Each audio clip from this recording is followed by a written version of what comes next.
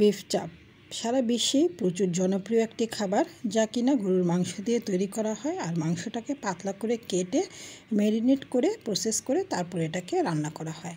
আমার আজকের রেসিপি থাকছে বিফ চাপ। বিফ চাপ তৈরির জন্য আমি এখানে প্রায় 800 গ্রামের মতো হাড় চর্বি ছাড়া মাংস নিয়েছি। আর মাংসের টুকরোগুলো দেখতে পাচ্ছেন একটু মোটা মোটা, এরকম মোটা পিসগুলো নিতে হবে। এবার একটি নাইফের সাহায্যে মাংসের টুকরোগুলোকে পাতলা করে কেটে নেব। আর দেখে নিশ্চয়ই স্ক্রিনে বুঝতে পাচ্ছেন কিভাবে করে কাটছি। এক পাশ থেকে জাস্ট আস্তে আস্তে করে কেটে নেব আর ঘুরিয়ে ঘুরিয়ে কেটে এটাকে পাতলা করে নেব। বিফ চাপ তৈরির প্রথম ধাপটাই হচ্ছে বিফটাকে যতটুকু সম্ভব পাতলা করে কেটে নিতে হবে। এক টুকরো মাংসকে আমি যতটুকু সম্ভব পাতলা করে কেটে নিচ্ছি। আর আপনারা দেখে নিশ্চয়ই বুঝতে পারছেন মাংসটা পাতলা করে কাটা হয়ে গেলে এবারে একটি হ্যামারের সাহায্যে এটাকে একটু থেতলে নেব। এখানে আমি একটি হ্যামার ব্যবহার করছি মাংসটাকে থেতলে নিতে। তবে আপনাদের হাতের কাছে যদি এই হ্যামারটা না থাকে তাহলে শিলপাটায়ও কিন্তু এটাকে একটু থেতলে নিতে পারেন।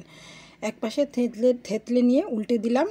এবার অপর পাশেও একইভাবে এই মাংসের টুকরোটাকে থেতলে নিচ্ছি। এতে করে অনেক বেশি ছিদ্র তৈরি হবে আর মাংসের ভেতরে মশলাটা খুব ভালোভাবে যাবে আর মেরিনেশনটাও খুব সুন্দর হবে।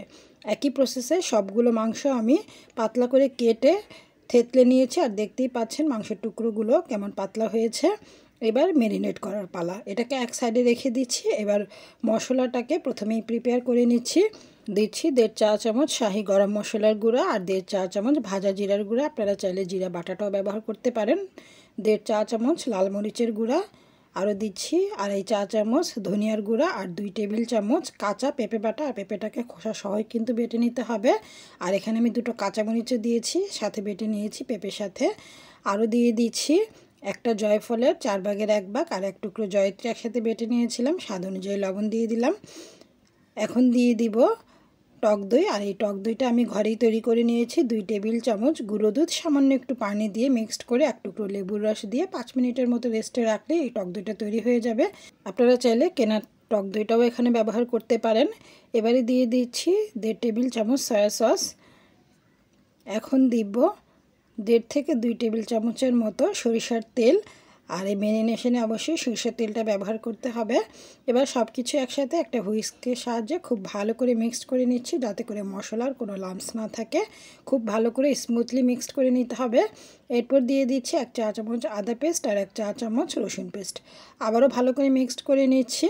সম্পূর্ণ ঘরোয়া মশলায় তৈরি এই বিফ চাপটা খেতে কিন্তু খুবই টেস্টি হয়।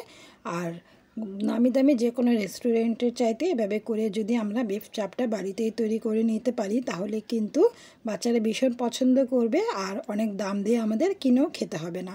আর মাংসের টুকরোগুলো দেখতেই পাচ্ছেন কতটা পাতলা হয়েছে। এবার একটা একটা করে মাংসের টুকরো দেবো আর মশলার সাথে খুব ভালো করে হাত দিয়ে মিক্সড করে নেব। এতে করে মাংসের গায়ে খুব ভালো করে মশলাটা লেগে যাবে। একসাথে সবগুলো না দিয়ে এক টুকরো দু টুকরো করে মাংস দিয়ে ভালো করে মাংসের গায়ে মশলাটা লাগিয়ে দিতে হবে। খুব ভালো করে মশলাটা লাগিয়ে দিচ্ছি। আর এই বিফ চাপটা কিন্তু যে কোনো রকমের নান পরোটা দিয়ে পরিবেশন করতে পারেন। আর আমার চ্যানেলে অলরেডি নানের রেসিপি দেওয়া আছে, আমি লিঙ্কটা ডেসক্রিপশন বক্সে দিয়ে দিব, আপনারা চাইলে সেটাও কিন্তু দেখে নিতে পারেন। আমার মাংসটা মশলা মাখিয়ে নেওয়া হয়ে গিয়েছে। এবার আমি একটি র্যাপিং পেপার দিয়ে এটাকে র্যাপ করে নিচ্ছি।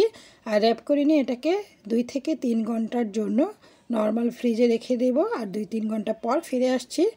তবে আপনারা চাইলে আর একটু বেশি সময় কিংবা একেবারে কম হলেও 1 ঘন্টা এটাকে ম্যারিনেট করে রাখতে হবে।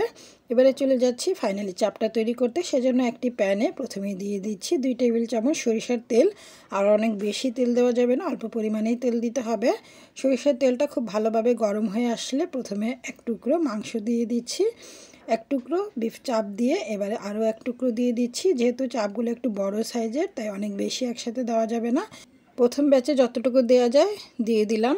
আর দিয়ে চুলা রাসটা কিন্তু অবশ্যই হাইতে করে দিতে হবে, তা না হলে কিন্তু অনেক বেশি পানি উঠে যাবে আর বিফ চাপটা কিন্তু একেবারেই ভালো হবে না।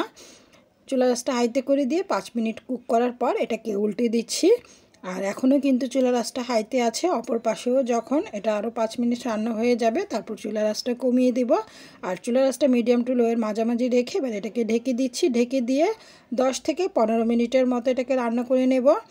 10 মিনিট হয়ে গেলে উল্টে দিচ্ছি। আর দেখতেই পাচ্ছেন বিফ চাপটা কিন্তু এক পাশ দিয়ে খুব সুন্দরভাবে হয়ে গিয়েছে। উল্টে দিয়ে আবারও এটাকে ঢেকে দেব।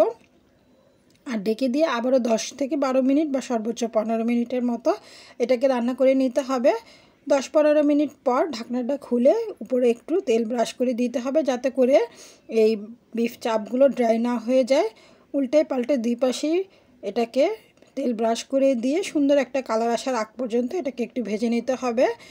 যখন চমৎকার একটা কালার চলে আসবে, ঠিক এরকম চলে আসবে, তখন আমি একটু চেক করে নিচ্ছি। দেখতেই পাচ্ছেন মাংসটা কিন্তু খুব সুন্দরভাবে সুসিদ্ধ হয়ে গিয়েছে। যেহেতু এখানে পেঁপে বাটা ব্যবহার করা হয়েছে, তাই মাংসটা সেদ্ধ হতে কিন্তু খুব বেশি সময় লাগবে না। রেস্টুরেন্টে স্বাদ আনার জন্য এবার এটাকে স্মোকি ফ্লেভার দিব, সেজন্য 2 টুকরো কাঠকয়লাকে আমি খুব ভালো করে গরম করে নিয়েছি। এটা একটি বাটির মধ্যে দিয়ে দিলাম। এরপর এর মধ্যে সামান্য একটু তেল দিয়ে দিব।